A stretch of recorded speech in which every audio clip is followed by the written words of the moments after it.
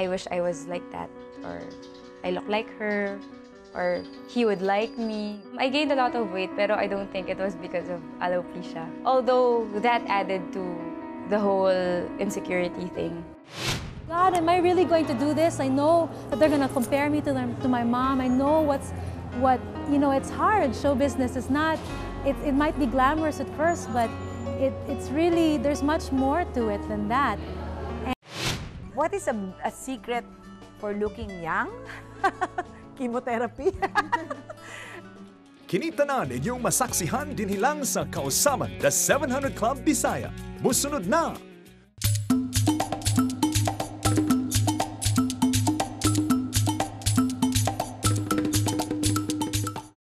Hi, this is Abby and you are watching...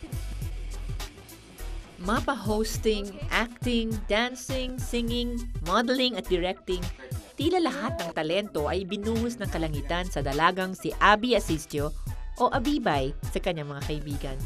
Hi guys! This is Abby Asistio, Speedy G, Boy Dilim, and you are watching Say What! Nakita ko siya, una ko napansin, sabi ko, ang ganda ng buhok nito Kasi tumatakbo siya, tapos hindi gumagalaw yung buhok niya. Tapos sabi ko, ang perfect. Tapos ako parang, ganun na. She knows who she is. She's a strong individual and a woman. And good humor. Natatangi ang kagandahan, malikhain, masayahin, at malakas ang loob. Yan ang makikita mo kay Abby. Ngunit sa likod ng tagumpay, ay may kinakaharap siyang pagsubok na halos 20 taon na niyang pinaglalabanan. Nung 4 years old kasi ako, nagkaroon ng parang bald spot sa ulo ko na akala pa ng mommy ko chewing gum. So nung una hindi lang niya masyado pinansin, baka dumikit, tas tinanggal ko, tas nakalbo yung area. But then eventually the spot got bigger and bigger. So nung dinala na ako sa hospital, they found out that it was alopecia. Ang alopecia ay isang karamdaman sa balat na kung saan nawawala ang buhok sa anit at sa iba pang bahagi ng katawan. 50% ng may sakit na alopecia ay bumabalik naman sa normal at muling tumutubo ang buhok. Subalit sa iba ay hindi na. Ito ang naging sitwasyon ni Abby kung kaya't ilang beses silang lumipad patungong Amerika. Bit-bit ang pag-asang doon makakamit ang inaasam na kagalingan. Sabi ng doctor, hindi siya curable. Pwede sigurong magpa-hair transplant or may mga topical ointments na pwedeng ipahid. I was sad and I felt really insecure. Tapos bigla na lang akong umiyak kay mommy. Parang, mommy, bakit hindi ako pinapagaling ni God? Ganyan. 3 klase ng sakit na alopecia ang dumapo sa anit ni Abby. Ang unay, alopecia areata. Pangalawa, ang alopecia totalis. At panghuli ay alopecia universalis. Yung pamilya ko naman, ever since supportive. Tsaka sila yung nagpoprotekta talaga sa akin.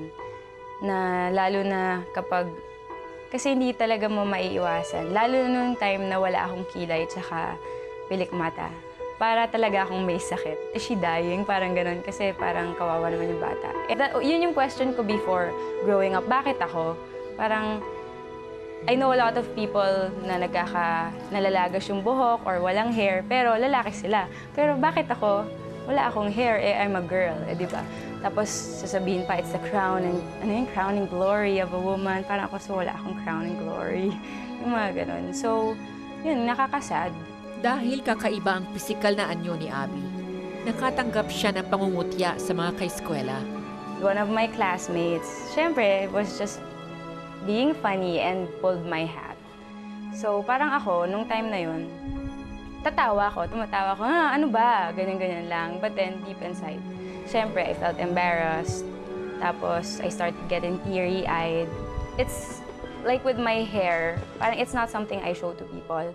Parang, if people ask, I tell them, yeah, I have alopecia. Ganyan. But then, it's not like, hey, come on, check out my head. She's very down to earth. So, pag narinig ko talaga na meron nangaaway sa kanya, it's natural for me to get mad. So, kami, nung barkada ko, kami nangaaway. Kasi siya, hindi niya papatulan . Sa kabila ng karamdaman, hindi ito naging hadlang na ipakita ni Abby ang husay bilang aktres sa larangan ng pagtatanghal sa entablado. At bukod sa pagganap ng iba't ibang karakter, naging abala din siya sa iba't ibang school activities. I was very confident. I was part of the drama club. I was always a leader in class. You know, I could really walk in school with my head up high and parang, you know I'm likable. People know me and my friends like me. But the thing is, yun nga, when I get home and then before I go to sleep, I know parang somehow that was just a front and a facade because I know that there was still something lacking in me. There was still that question na, shucks, I wasn't enough or I wasn't pretty enough or not good enough. Hindi sapat ang mga kasiyahang dulot nyon upang maibsan ang matinding kalungkutan dahil sa hindi gumagaling-galing na karamdaman. Chine-check ko araw-araw kasi meron talagang time na yun, gigising ka, yung unan mo, puro buhok. Minsan pag maliligo ka, yung ano niya, nakikita mo yung hair sa ilalim, nasa floor.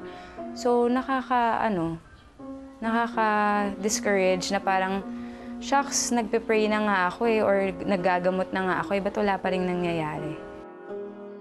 I wish I was like that, or I look like her, or he would like me. I gained a lot of weight, pero I don't think it was because of alopecia. Baka matakaw lang talaga ako. Although, that added to the whole insecurity thing. Mas na-feel ko yun nga, I am different. There is something missing. There is something lacking. Yung mga hurt na nagpapatong-patong throughout time. Ito ang nagbunsod kay Abby na magtanong sa Panginoon. Nagpipray pa rin ako. Parang bakit nasama pa ako dun sa konting-konti na yun na babae na may alopecia. Ibinuhos ni Abby ang mga katanungan sa Diyos nang dumalo siya sa isang youth camp. Dito niya rin narinig ang mga kasagutan. Sinasabi that your identity isn't based on what other people see or from the affirmation you get from other people.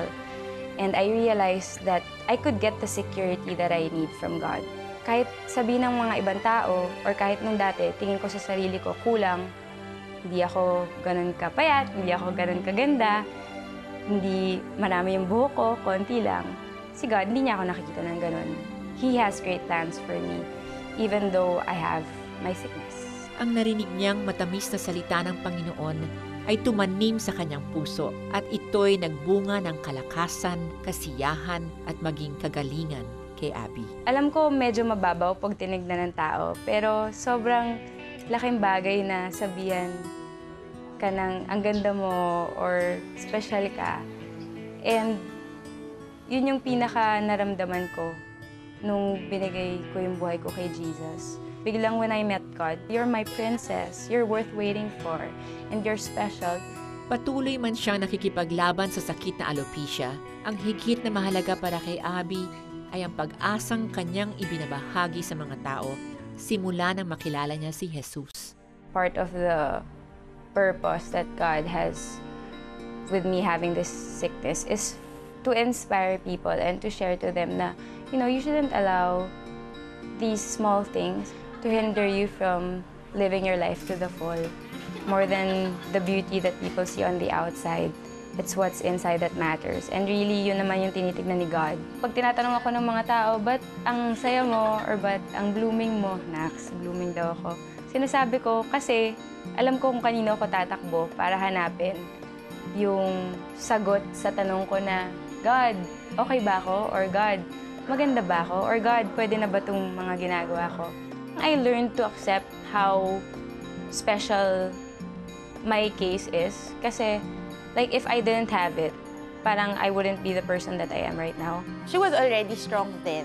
But then, mas nakikita mo pa talaga yung glow and yung inner beauty na lumalabas lang because of her finding her real identity as a Christian. Pag-pray mo ako pag ganito, or ako rin, pag-pray mo ako pag ganito, we're open in that way. And I guess, nagkaroon ng certain sisterhood and accountability. In a way na parang si God lang talaga yung nakapagtahi sa friendship namin.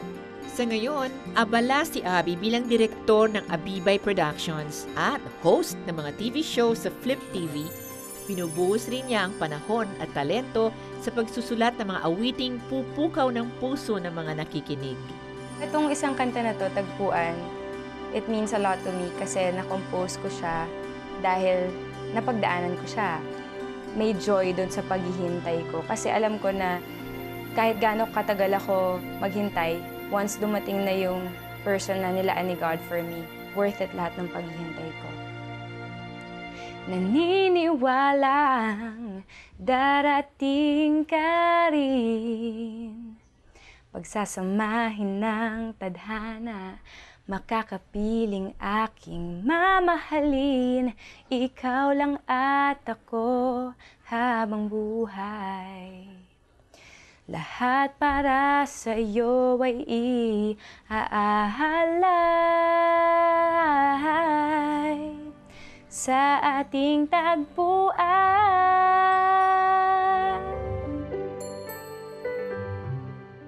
Normal man siguro, partner, no, na natay mga insecurities sa ato ang kinabuhi. Like ako, bata pa ako, daghan kay kong bugas, and I felt really, really ugly. But the best attack, counter-attack of that is God's word spoken into our lives. That's true, partner, no? Especially kami, mga babae, dako kay na nga butang namo ang among buhok. And then in the case of Abby, wagid siya buhok, no? So, makita nimo nang daghan kay mga produkto karon sa market nga anti-hair fall. Tungod kay daghan kaayo ang mga women, I think mostly women ang nagsuffer ani nga mga klase nga sakit, and then to them it's maraog dako kay impact ba, dako kay epekto sa imong self-esteem. Yes. Sige lang, kay gwapa man kay ka. Salamat. Photogenic, videogenic, tanan na lang. Kaanyag, kagwapa, katahom. Daghang pulong sa binisaya para sa konsepto nga beauty apan unsa man ang ikasulti sa pulong sa Ginoo bahin niini. What does it mean to be beautiful? Or when do we say one is beautiful? Today, we feature women who embody this word. Beautiful women who, despite their ugly situations in the past, have become more gorgeous today. But before these amazing stories, here's one who celebrates and appreciates beauty, no less than Pin Antonio herself, ang creative director sa sikat nga Salon de Manila. Kiniiyang mga tambag sa mga beautiful brides-to-be.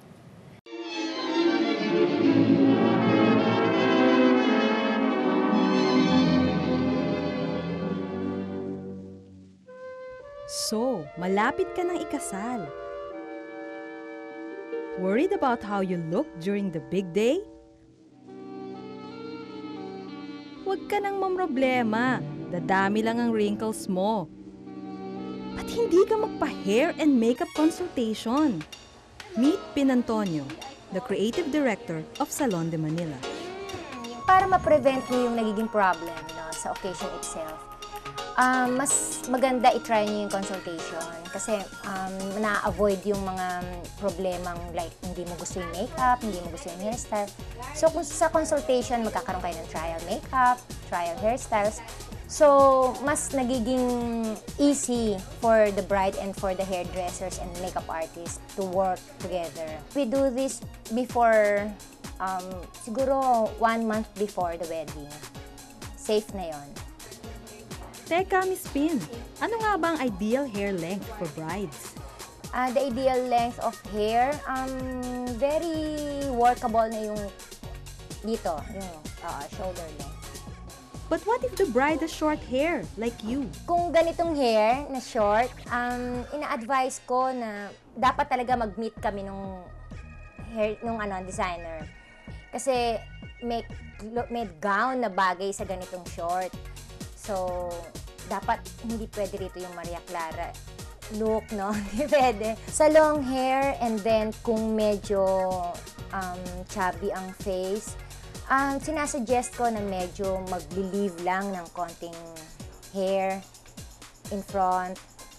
And then, kung short naman, yung clean cut lang na magbabagay naman sa makeup. Sa mga thin ang face, ina-advise ko na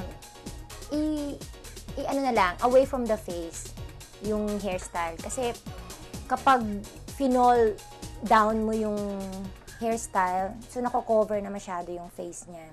Now let's go to the exciting part, ang makeup. Kung ang time ng wedding is umaga or tanghali, no, talagang ina-advise ko na let's go for stained looking lang. Parang natural, soft, clean, and fresh. Pag gabi, medyo add-on lang tayo sa color. konting shading lang, konting contour. Hindi pa rin maganda, even though it's evening, hindi pa rin maganda yung heavy makeup sa bride. Kasi nagmumukha siyang, ano na, di ba, parang dirty na, nag-add ka lang ng junk sa face niya. So, kasi makeup should be, to enhance the beauty, di ba? What about makeup trends for the new millennium?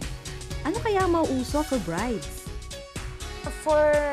For the new millennium, may mga changes lang sa shades, like sa coloring, sa fashion. Pero sa wedding, napapansin ko talagang brides talaga still dun tayo sa safe side eh. Kasi may mga bride na kahit ito ang uso, talagang they can't go for that dahil di ba iniisip nila yung this is their wedding, this is after 10 years ba, they will look the same, they will look beautiful. So, kahit may fashion for makeup, for hair, still nakikita ko yung mga bride, they go for simplicity. Siyempre, hindi kumpleto kung walang personal beauty tips from Pin Antonio. I really believe na if you want to stay beautiful, it should start from within. Kailangan beautiful muna kayo inside. Kahit gaano kaganda ang makeup at hairstyle na ibibigay sa inyo ng hairdressers and makeup artists nyo, if you are staying and harboring bad things inside of you, it will come out. It will naturally come out. So, I suggest na stay free, stay beautiful, and stay happy. O diba, beauty?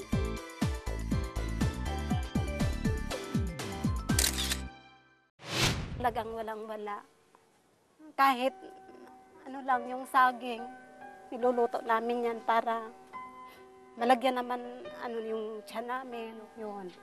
Sobrang pagtiis talaga dito sa amin. Musunod na!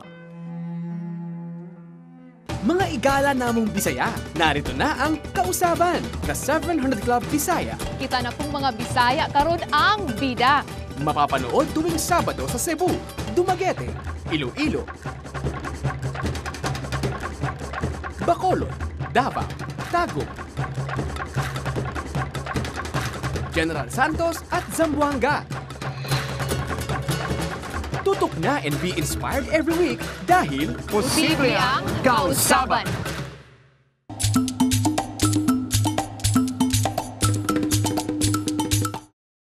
Sa unang tingin, tila walang problema si Aling Feli. Di raw kasi niya inda ang problemang hinaharap ng kanyang pamilya. Nagluluto po ako ng kakanin para ibenta ko po sa barangay namin. Di raw kasi permanente ang trabaho ng kanyang asawa sa pagsasaka. Pag talagang walang-wala, kahit ano lang yung saging, niluluto namin yan para malagyan naman yung tiyan namin. Yun. Sobrang pagtiis talaga dito sa amin.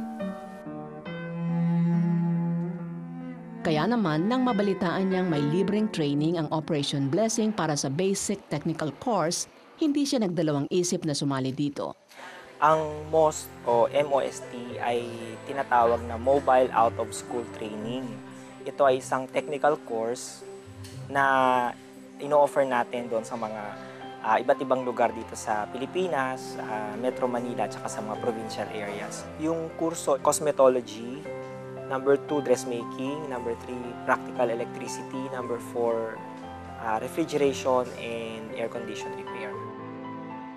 Napili ko yung cosmetology kasi may experience na rin po ako sa pagugupit, pagkukulot, tapos pedicure, manicure. Hilig ko po talagang ganyan na trabaho.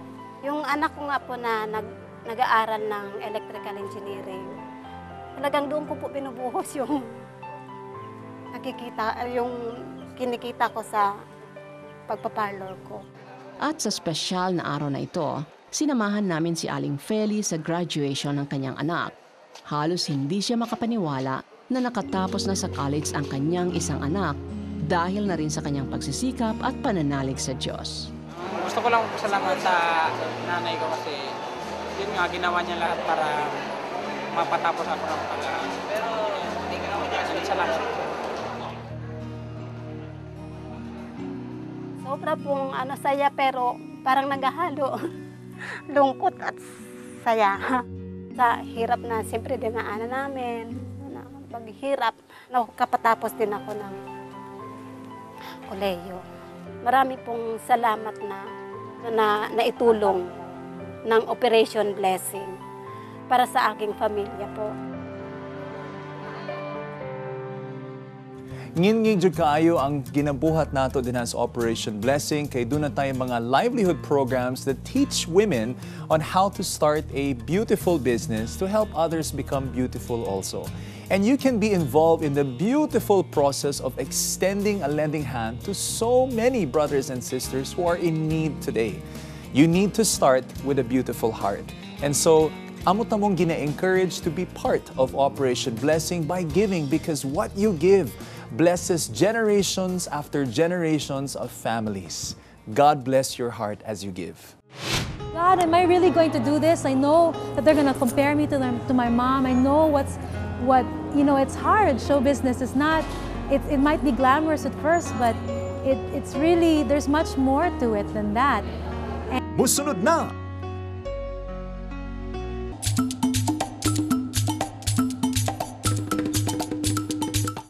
Now, who better to include in tonight's lineup than someone who is a daughter of a certified diva and an official judge to the 1991 Miss Universe Beauty Pageant. Walay lain kung dili ang dalaga ni Miss Kula Desma nga si Isabela. Pagkanta, yan ang maituturing na pinakahilig gawin ni Isabela. Bukod sa inspirasyong nakuha sa kanyang ina na si Kula Desma, binuo ni Isabela ang kanyang pangarap na maging isang professional singer. Ngunit alam niyo ba na ang first love ni Isabela noon ay ang pagtipinta? Paano nga ba siya napunta sa pagkanta? My dad gave me the advice of trying different things early on when I was trying to choose a college. So I went to the States and I took night courses in painting. Then I said, but you know what? There's a better way. I can go back to the Philippines. And I was searching for what it was that I was supposed to do in life talaga. And then I started to pray. I even fasted. I asked the Lord, I said, Lord, let it be so obvious to them and not obvious to me. And that's what ended up happening when I finally decided that I would be a singer. I asked my Tito Ed Gatchalian, and I said, Tito Ed, what if I became a singer? And then he said something in the like of, oh, of course, or like, duh, you know. And I was like, really? It's that obvious to you? And I was still thinking about it talaga. And then after that, I really started to study more the craft. Naging masigasig si Isabela na pag-ibayuhin pa ang kanyang talento sa pagkanta. Kaya't nag-aral siya ng musical theater upang humusay sa pagtatanghal.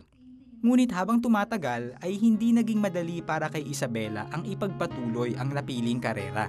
I said, God, am I really going to do this? I know that they're going to compare me to my mom. I know it's hard. Show business is not, it might be glamorous at first, but it's really, there's much more to it than that. And he said, take that leap of faith, trust me in this. Naging matibay na sandigan ni Isabela ang matatag na pagtitiwala sa nais ng Panginoon sa kanyang buhay. At di nagtagal, nagbunga ang mga pagpapagal niya upang maging isang professional singer. Kamakailan lang, isang album launch ang ginanap para sa first album niya na Identity.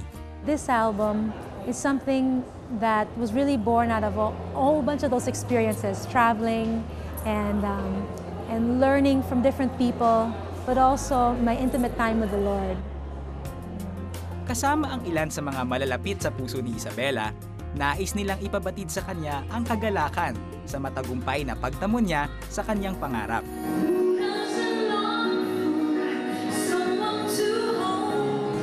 To Izzy, keep on doing it. I know you're gonna go to the top, girl, and I'm gonna be right there next to you. Binabati ko si Isabela at nakikita ko talaga yung sinseridad ng bata. Walang ere at talagang love niya ang pag-awit. Kaya keep it up and habang narito si Kuya Germs, gagawin ko lahat ng aking magagawa para makatulong din kahit papano para mapangat natin ang isang Isabela. As the word says, commit your plans to the Lord. He'll crown your efforts with success. So I'm definitely sure that Isabella will find her own place in this crazy, crazy, challenging world of showbiz. Congratulations, Isabella. We are so happy for you and we love you very much. I am so happy for your album. I know you've been talking about this forever, and I'm so glad that you got me to host. So thank you so much for making me a part of your very first album. Isabella, never forget to always have fun and to always dedicate everything you do to God, because it was God who gave you your talent. I'm really proud of her, and just want to congratulate her for finally releasing her album.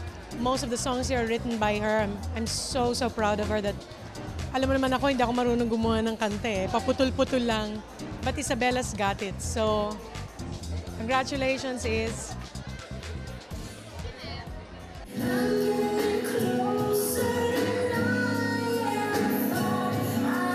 Bahagi ng album launch ni Isabella ang pagpapalabas ng kanyang music video ng kanyang first single na Can't Fight This Feeling.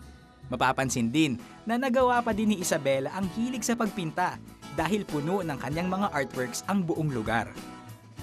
Isang gabi na naging katuparan ng pangarap ni Isabella ang nagdaan noong araw na yon. Patunay lamang na ang Diyos sa tamang panahon ay sumasagot sa mga hiling ng ating puso. At para kay Isabella, ito ay ang maging isang ganap na singer.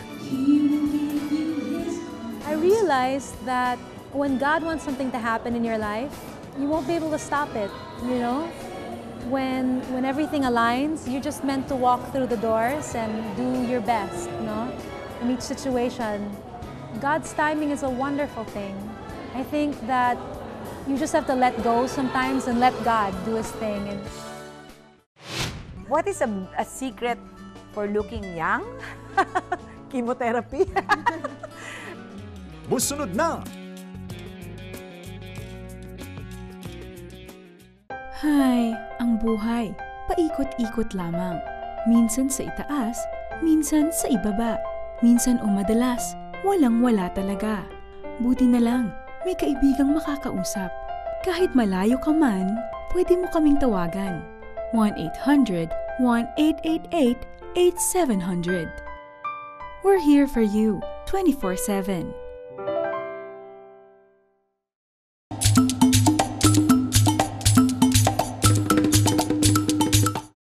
I just arrived a couple of days ago, and I did my second checkup. And I was together with the doctors at Stanford, and everything went well. The tests went well, except something to do with my blood. So they're going to keep monitoring that. But otherwise, everything is really, really well. Rio is simply glowing these days. If there was one thing that cancer didn't affect, it's Rio's good looks. It's hard to believe she's turning 41 this year. What is a secret for looking young? Chemotherapy. You know my secret. The only secret I have is not so much a secret. I'll shout it all over. Jesus is my Lord and Savior. And He's the only one that can make my heart just rejuvenate every single day. Kailangan magpa-check up ako every 3 months. Pero I stayed there for about 10 days, 2 weeks, then umuwi na ako pagkatapos. Home is Pontevedra, Negros Occidental. The people of Pontevedra adopted her as their own when she became Mrs. Charlie Coanco in 1994.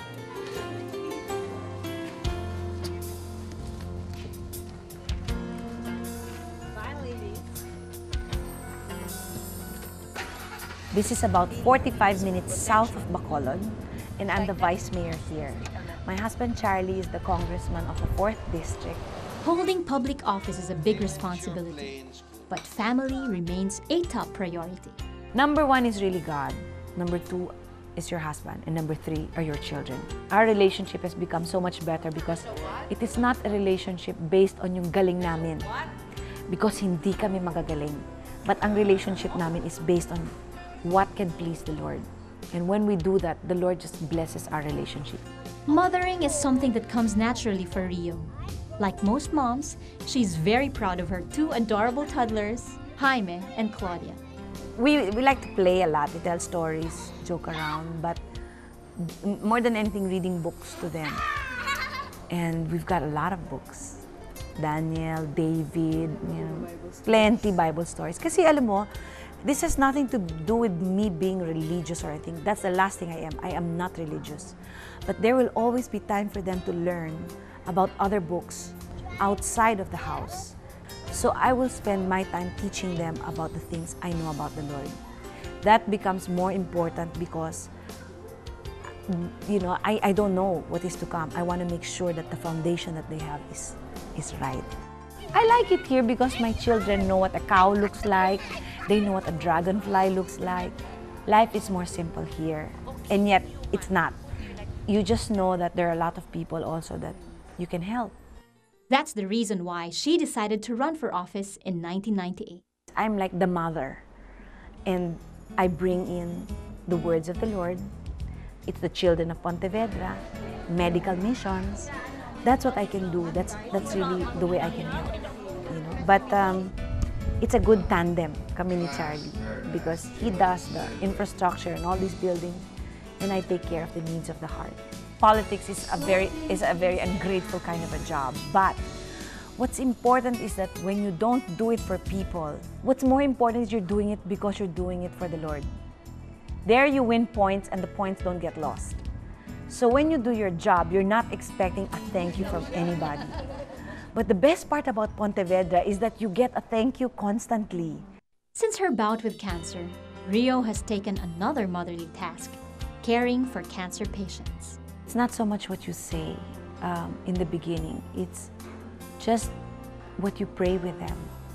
They want to know if Jesus is real. They want to know if God loves them. Some people think that they get it because God hates them. There's no truth into that. God does not hate in that way. Now, Rio sees each day as another opportunity for her to reach out to those who are hurting. Every morning I say, Lord, empty me completely so that you may be glorified. Use me, Father, in whatever way you want. And you know what? He's been faithful. Every single day, He will send to me someone, or there's no number. There are no numbers really with the Lord. And I just know that the Lord is in full control. So my day is His. You know what, partner? I'm so blessed by Rio Diaz because even before I met the Lord back in 2004, pagkamatay niya, I read stories about her. In fact, gidramatize tong iyang kinabuhi, no? So, her story somehow planted a seed in my heart. And this is like a tribute to her because she passed away atong 2004 sad.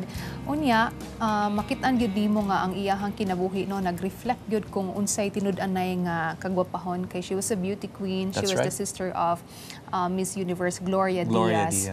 Pero more than the physical beauty nga iyang gipakita, partner, it's really what she does for the Lord, ang iyahang kanindot ba og kaputli sa iyang kasing-kasing, and makita magid nimo the way she served her people in that Ponteverde. Yes. No? So she is really an example. Og bisag to og wala na siya, ang iyahang istorya left a wonderful legacy, powerful legacy nga angay nato, nga angay panaminan, angay nga i-emulate her awaton sa mga kababaian sama nako. Tinood yun ang partner, ang atong mga balatian should not stop us from being beautiful and to shine for Jesus. Pero naagi na yung mga sakit ang mga babae karon, partner, na makapaubos sa ilang self-esteem, sa ilang self-confidence and the way they function in life. But we know for a fact that even if there's so many women today fighting something called breast cancer, the big C is not cancer, but the big C is Christ. And we believe that today, partner, daghan kay mga babae karon who are struggling with cervical, breast, and all these things. And if you're watching this program today, Ivy and I would like to pray for you for a breakthrough in your life so that beauty will be restored and you will shine greatly for the Lord. Amen. So let's pray. Father in heaven, we thank you, Lord, for the story of Rio Diaz and how it inspired me, and I know that it will continue to inspire many more women, Lord, today and in the years to come. Father, I pray that there are also a lot of women nga nananaw karon, God, and even men, Lord, nga doon na sila gipamati sa ilang lawas. They may have the worst kind of disease like terminal cancer, or even, Lord, maski dili kaayo grabe ka dili kaayo grabe ang ilang gipamati sa lawas, but kaning among mga sakit ng gipamati, Lord, it will somehow destroy our emotions and it will cause us to feel ugly in the inside. So Father, I pray in the name of Jesus for viewers right now nga duna sila illnesses, God, that you're just going to touch them right now in the name of Jesus. Bring forth healing, Lord, miraculously, or in whatever way you want to heal them. If they go to doctors, Lord, and if they are prescribed mga medisina o tambal pa, Lord, Father, I pray that katang mga tambal nga ilang giinom, Lord, you will anoint that with your Holy Spirit, and you're going to make it an instrument, Lord, for them to experience your healing. In Jesus' name. In Jesus' name. Partner, there are also women out there who are struggling with their self-esteem. Bisan guwapa sila sa gawas, but deep down inside, they feel unattractive because of sin in their lives, because of relying on cosmetics or jewelry or accessories, shoes and bags. But let me tell you something to all the women out there na gatano ani nga programa, you only need one person to come into your life to make you a beauty queen. And His name is Jesus Christ. And if you receive Him today with all your heart, if you confess with your lips that He is Lord, your life will never be the same again. So repeat this simple prayer after me. Heavenly Father, I come to you in the name of Jesus. And today I ask that you would forgive me of all my sins and that you would take away all my insecurities. Because in your eyes, Lord, I am beautiful. I am fearfully and wonderfully made. Forgive me for all the sins that I have committed in my life, Lord God. And change my life today, that my heart would no longer be a heart of stone, but a heart of flesh. So that my heart beats for you and the beauty in my life mo gawas gid siya, Lord, on the externals, O God. And I thank you, Lord Jesus, that I will live as a woman of purpose and substance. And I don't need to have a crown around my head to be beautiful, because you say that I am beautiful. Salamat, Lord Jesus, for this time. I receive you into my life. In Jesus' name, amen and amen. You know what, partner? When I was younger, mag-apil-apil sa daan ng mga beauty pageants. No, nothing compared to all these beauty queens. But even though mag-apil ko ana, partner, makadaog man sabta sa grasya sa Ginoo, no, but then, you know what? There's really one thing. Even though I was proud of myself physically, but in the inside of me, dunay pagbati nga mo raog, you feel so ugly. I don't know. I'm sure that a lot of women can relate to this. Nga maski unsa nilang ilang buhaton sa ilang lawas, mo spend na sila dako kaayo nga kwarta para lang magpaputi, magpataas ilong, magpa-ribbon. I mean, there's nothing wrong with this. We all want to look beautiful, and it's okay. And of course, you can look beautiful, but if the purpose na gani is because you feel the need to receive affirmation, magpagwapa lang ka tungod kay ganahan ka daygon, and that will make you feel good, then there is something wrong about your self-image right there. Unya nga atong self-image, if it's positive, maski dili kaayo ka physically beautiful gyud, but once it feeds your heart, it will just make you feel as if you're the most beautiful person in the world. That's right. That's right. To all the women out there who are watching us, God wants to tell you that you are beautiful. Anak ka sa Diyos. And because of that fact, God sees you as a wonderful, marvelous creation. If you agree to God's beautiful plan for your life, kindly encourage us with your text. Just type oo space kausaban ug ipadala palihog sa mga numbers nga makit-an sa inyong mga TV screens. Kung nidungan mo og ampo sa amoa ug daghan pa mong gusto istoryahan, na ami mga available counselors ready to take up your call and listen. Pero di sila kahatag og mga makeup tips sa partner. Beauty tips to make their life beautiful, partner. Right. More powerful stories about beautiful women and their testimonies when Kausaban returns. Kung nidungan kamo sa among pag-ampo og inyong gidawat si Jesus na Ginoo ug manunubos sa inyong kinabuhi, balitai kami.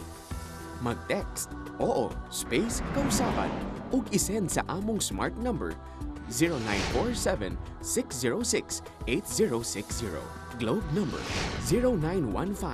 0915-225-3234 ug sa Sun number 0923-428-2915. Pinagtatawanan ng mga bata, tinutokso, pinagkakaisahan. Hindi ko na-experience magkaroon ng mga barkada, kaibigan. So, Yung time na yun, para ako nakaramdam na parang kakaiba akong bata. Musunod na! Ivy and I would like to thank the following sponsors. SM City Cebu, Gems and Designs by Premium Concepts.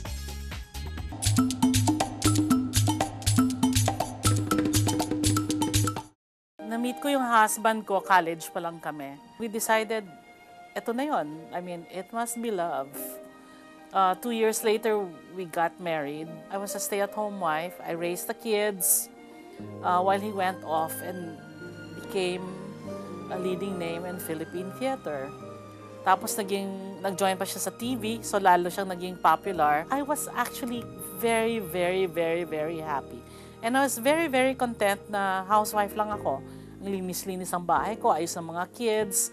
Everything I thought was perfect. I grew up in a Bible-believing family and we went to church regularly all my life. Pero nung napangasawa ko si Junix, because he was an actor, palagi siya nagtatrabaho ng linggo, hindi kami makasimba. So unti-unti nakalimutan namin, lalong-lalo na ako, ang kinagisnan kong pagka-Kristiyano. At maya't-maya, Christmas na lang ako nagsisimba. Minsan, hindi pa. So, ang naging center talaga ng buhay ko, yung asawa ko at yung pamilya ko. At medyo naisang tabi na ang Diyos. Ang identity ko, nawala na. In fact, sabi nga ng best friend ko, ano nangyari sa'yo? So, I felt like I was very uninteresting dahil wala na, hindi na ako si Luna na the person he fell in love with. Add to that, syempre nasa showbiz siya. Wala siya sa bahay halos buong araw. Sunod-sunod for the whole week. And he's surrounded by all these beautiful women. So it was only a matter of time na he yielded to the temptation and he had a relationship with another woman.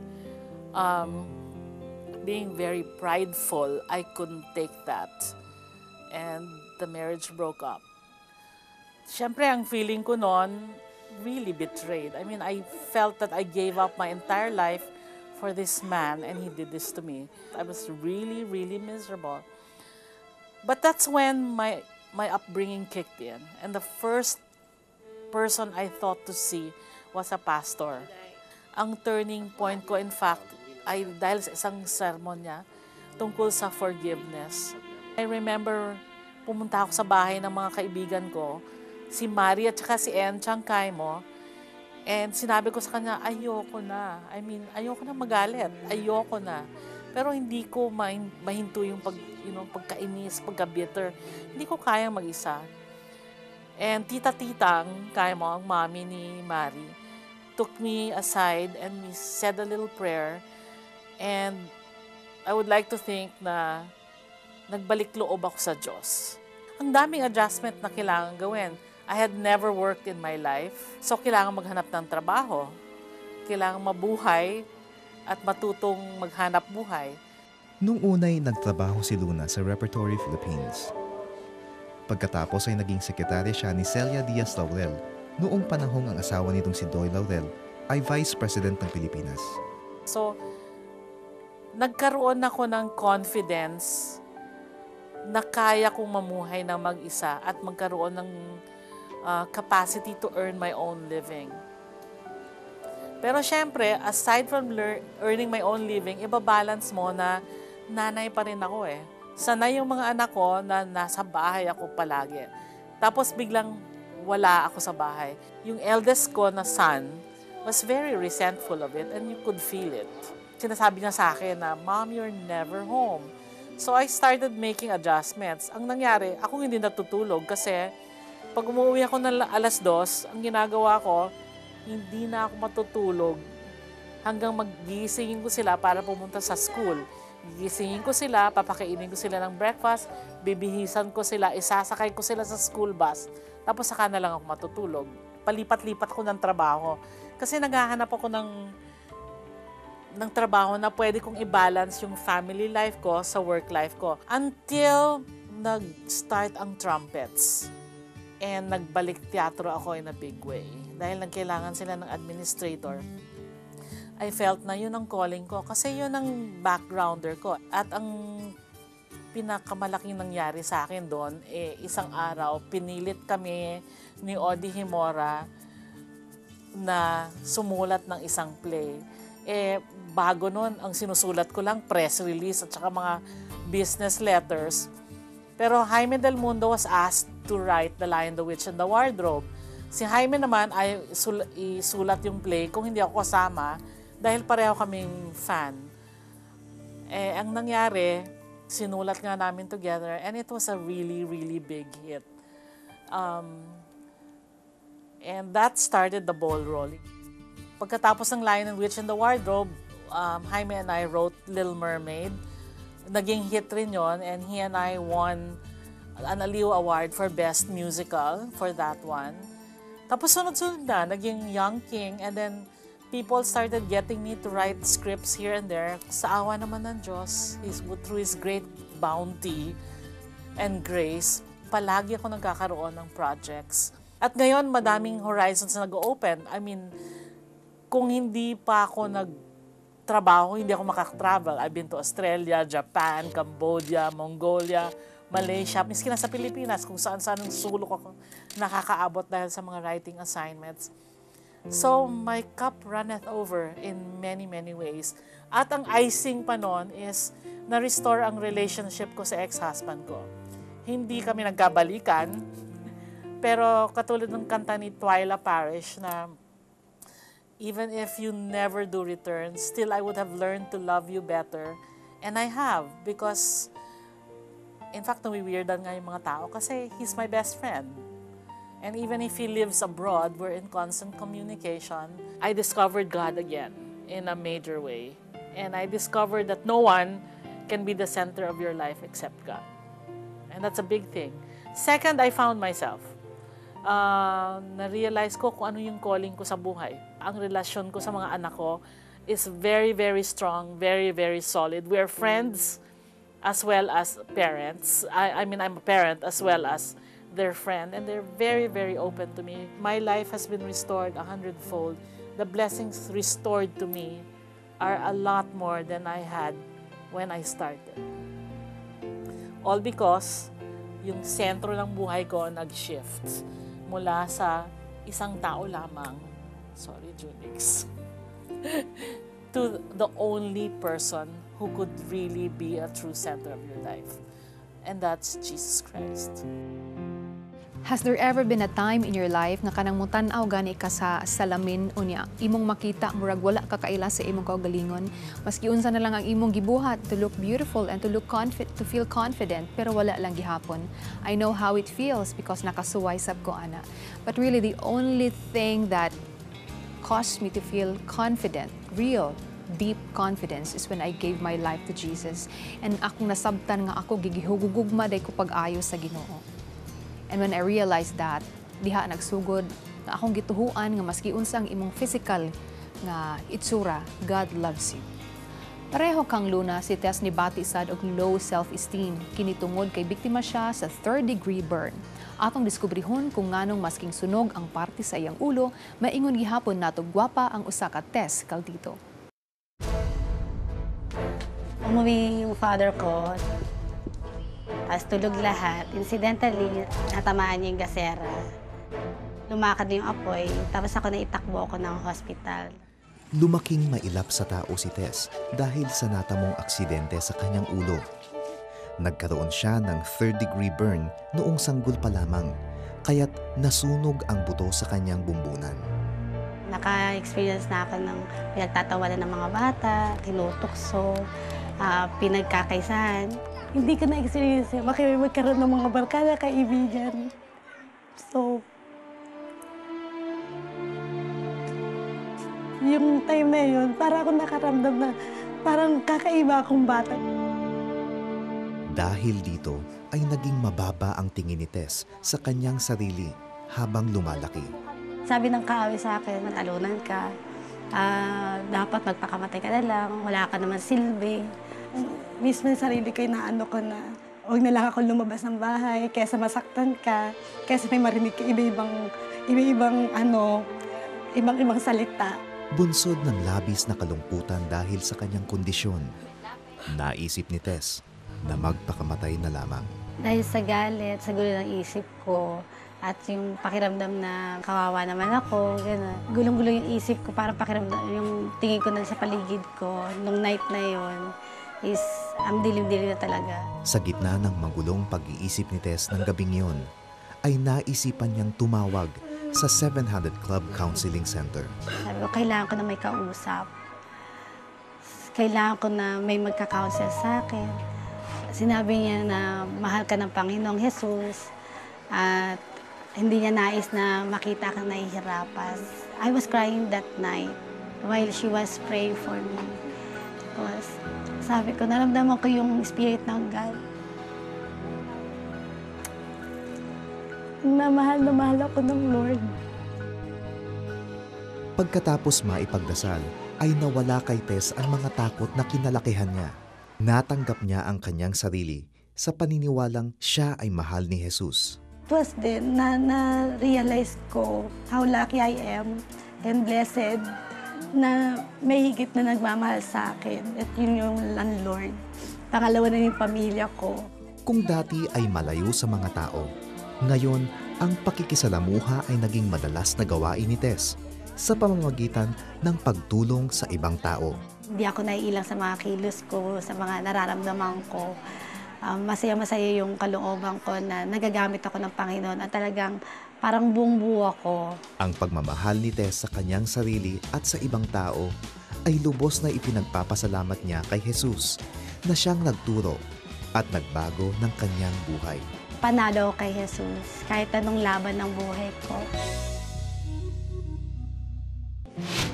A lot of people really was questioning me.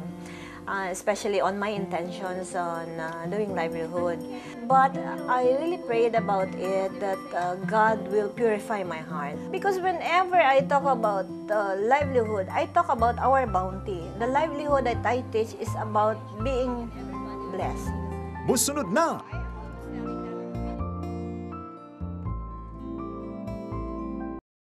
Adrian and I would like to thank the following sponsors: SM City Cebu, Gems and Designs by Premium Concepts.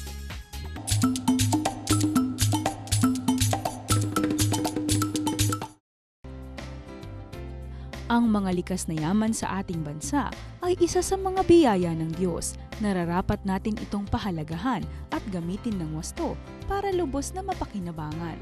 Tulad ng seaweeds na hitik sa Calatagan, Batangas, ang yaman ng lugar na ito ay nadiskubre ni Dr. Naomi Dilo-Dilo. In that particular area, dinala nila kami doon sa shores sa Calatagan. And then I saw really, wow, sabi kong gano'n, awesome, awesome. Kasi yung mga families, nag-harvest sila ng seaweeds, tapos dinadry nila yung seaweeds. Kaya yung parang mga kulti na sila doon. Kaya na-encourage na naman ako. Doon sa Barangay Luksuhin Women's Club, nagpa-seminar po kami doon. Tinuruan ko po yung mga kababaihan na gumawa ng seaweed noodles. Si Dr. Naomi Dilo-Dilo ay isang eye doctor na nag-aral ng agriculture dahil sa matinding pagmamahal niya sa likas na yaman ng ating bansa. The first time I was aware about how bounty the Filipinos are, or the Philippines is when I joined a medical mission in Palawan. Doon ko po na-realize na how blessed the Filipinos are.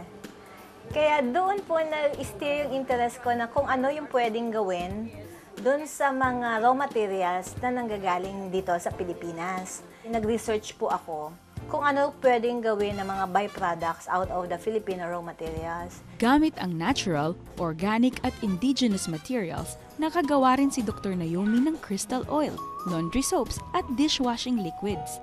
Dito niya naitatag ang negosyong Coco Bless.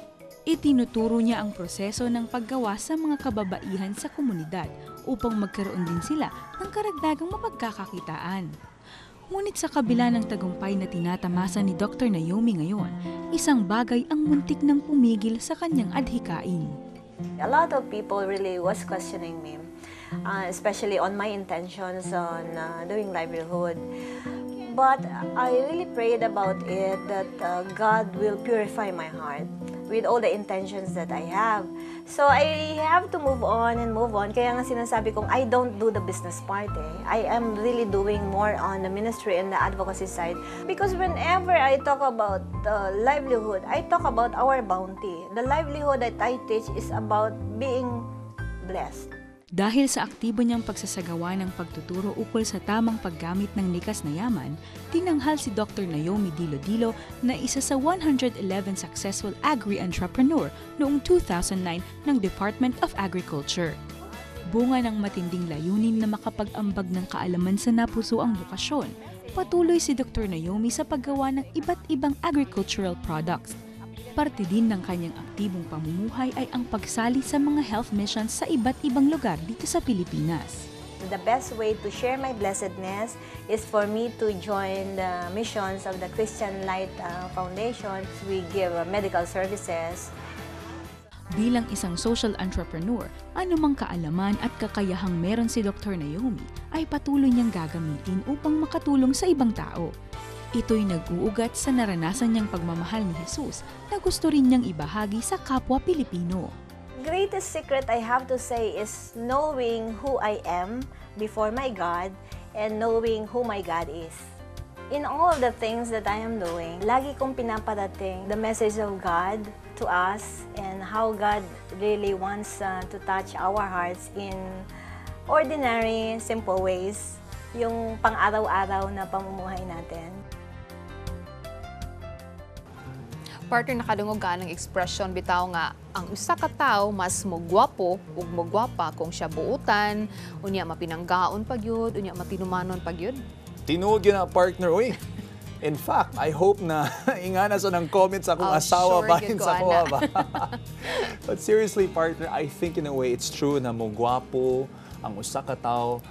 Especially if that person is really beautiful on the inside, kay makita man na on the outside, partner, no mo manifest sa ilahang naong. So if a person is loving, happy, contented, and at peace with themselves, you can see on the outside nga dili siya stressed o walay kunot ang iyang mga agtang. Tanatag na batay kunot atong agtang ani, partner. But tinuod gyud na mo bitong ingon sa Bible nga although it talks about queens and kings didto, mabasa usab nimo nga gi-value gid pag-ayo sa Ginoo ang kaanyag from within or beauty from within sa usa ka tawo. Which brings us, partner, to a perfect verse found in 1 Peter chapter 3, verses 3 to 4, and it says, "Do not let your adorning be external, the braiding of your hair, and putting on gold jewelry or the clothing that you wear, but let your adorning be the hidden person of the heart, with the imperishable beauty of a gentle and a quiet spirit, which in God's sight is very precious," partner. Right. Ug kung basahon nato ni sa Pinulungang Bisaya, it says, "Himua nga ang inyong pagpaanyag or pagpagwapa, dili lang pinaagi sa dayag nga pagpanindot sa buhok, pagsulubog mga bulawan, mga mahalon nga bisti, kundili hinuon sa pagkatao nga natago sa sulod sa kasing-kasing pinaagi ni anang dili madumot nga mao ang kaaghop ug malinawon nga espiritu nga bililhon kaayo at tubangan sa Dios." Well, you just saw another wonderful edition of Kausaban. Kini si Adrian Ding. Ug kini si Ivy Liana, reminding everyone that a person who has the most of God is the most beautiful. That's right. Ug kini mao yung dapat atngan sunod semana sa Kausaban, the 700 Club Bisaya. Na po akong gumawa ng masama. Dahil yung lugar nga namin na yun, maraming mga hold-upper doon, maraming snatcher.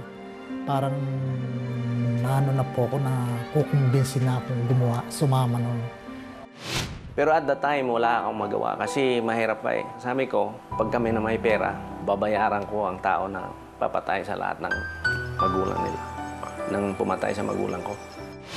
Here I am trying to make a name for myself, and then on the other hand, I was also trying to become somebody's missus, but in reality, I was a mistress. Kinitanan inyong masaksihan dinhilang sa Kausaban, the 700 Club Bisaya.